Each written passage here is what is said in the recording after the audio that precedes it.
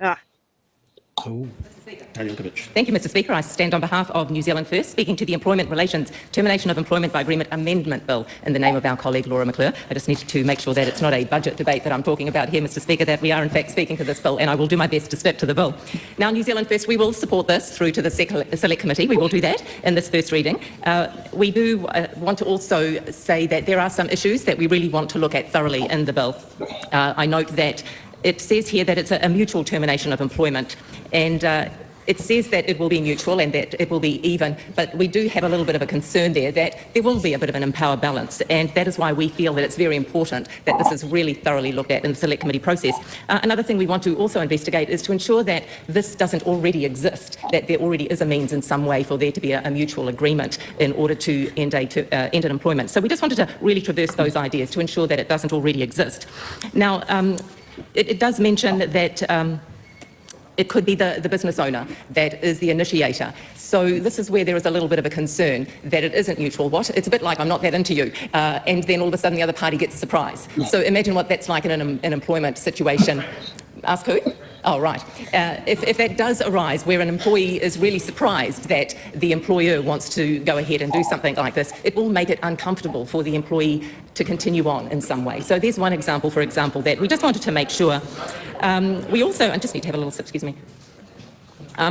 Also, in the event that this does go ahead and that there is a mutual agreement, it could be that the employee then maybe takes a little bit of time to find new employment if they feel that they were in some way pressured.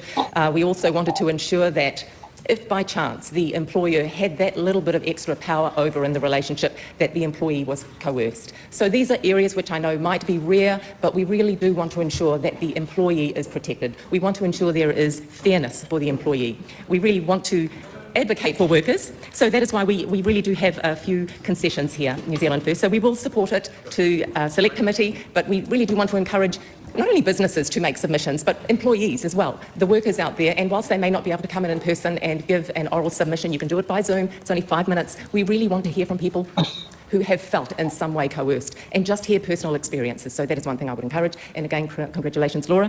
Very lucky. I had a bit of FOMO when I saw this get pulled. So very nice. So thank you. And thank you, Mr. Speaker. We'll commend.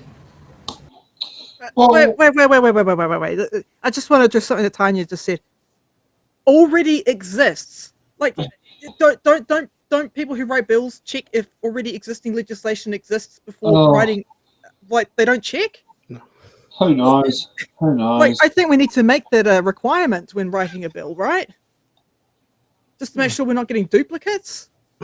Well, one of the things about the Select Committee process is making sure that it does not have a conflict in the bill, such as a maximum speed limit of 30 k's up Rindhole Street in Newtown and a minimum speed limit of 50 kilometres an hour at the same time. I'm so confused. Like that would be something that would conflict two laws. Now, there is another thing out there, and there's if we're talking speed limits, I'm not sure if many people actually know this, and don't ask me how this works on Transmission Gully, because that's actually where it doesn't work. But did you know there's a minimum speed limit of your vehicle must be capable of maintaining a minimum of 60 kilometres an hour in order to drive on a motorway? Not many people know about that rule. But don't ask me how that works on Transmission Gully. So one of the interesting things about this one is New Zealand First actually have quite a record on worker rights. Yeah. It's not you know, kind of it's not a stellar one, but they certainly do like to support workers in terms of their rights, and so it'll be interesting to see how that progresses through Select Committee, and you saw that coming through Tanya Unkovich's speech up there, and you have seen them coming through earlier this year around the Ibrahim Omar bill. The crime theft by employer amendment bill. That's right, which I'm sure we covered here, didn't we, Sam? That's right. Yes, and we even have a song that we can actually play that. Just a moment. Before you play the song, I mean, I just want to acknowledge Tanya's point that she is correct that if an employee wants to quit, that could put an employer at risk, right? But that doesn't mean that, hey, we should throw away all the things that protect an employee. No. And I think one of the big things, 2 hours of debate in New Zealand.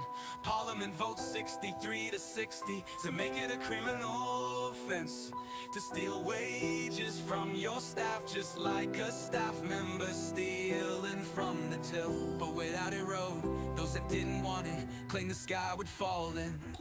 Yeah, I think we got to go over the gist of what that is, but yeah. Possibly one of the biggest things that we haven't really had a discussion about is around social insurance. And I think that's one of the big things that possibly didn't get as much attention, didn't get through last time Labour was in government. But I think that's one of the things that if we are going to have something like this, where people do lose their jobs, that provides that buffer for someone to then have 80% of their salary for an agreed period of time, and then gives them the opportunity to then look for new employment. Didn't Labour have something like that during COVID? We did, yep. I thought that was bloody it was a temporary one after it exposed a lot of pitfalls within the existing social security system. Yeah, it was. Yeah, there was some challenges around, including the fact that if you lost your job but your partner was working, you likely weren't going to be covered. Yep.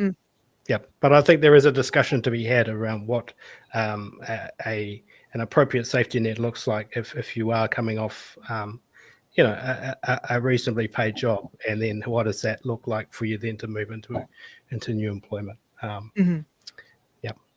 Yeah, especially if you're someone who's came off a $90,000 a year job and is applying for $90,000 a year positions.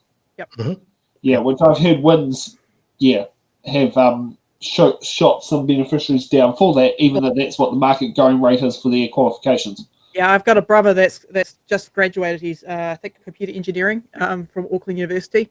Can't get a job. A great worker, he's got a history of solid work and working for companies like Pack and Save, but can't find a job. And Wins is telling him, "Oh, just take any odd job." He's like, "No, I'm qualified for this." Yeah. So it's telling a doctor to sit down there and become a checkout chick. Yeah. Yeah. I can picture Wins doing this to Mary, like, "No, Marion, don't be stupid going to Australia for 6 months to earn a decent six-figure income as a doctor. Why don't you become a checkout chick at Pack and Save? Why don't you go milk some cheeky cows down the Waikato?" Oh God, she would not do that. She's a vegan, but yeah. Oh, I'm a vegan too. I got told to do that. It's like, go milk some cows. I'm like, you. Oh, fuck. I guess I'm a farmer. Thanks for watching. Make sure you're subscribed to our